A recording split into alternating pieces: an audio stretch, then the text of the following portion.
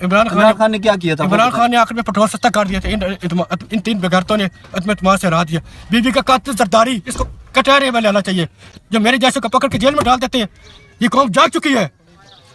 जरूरत पैदा की अल्लाह ने मुझे, मेरे अंदर जरूरत पैदा की, जरूरत होनी चाहिए। उसने जरूरत पैदा की, अशरफ मखलूकात बनाया, उसके पास जाना हमने। अच्छा, कोई इमरान खान की जो बेहतरीन काम है? इमरान खान ने खास प्रोग्राम किए। नगर खाना, ये कितने मार्केट वाले चोर है, पटवारियों के साथ मिले हुए हैं, ये बेईमान है, डाकू है, ये अवाम। कुछ लोग अवाम अच्छे हैं, हक के साथ खड़े वो काम है, और सारे बगारत है।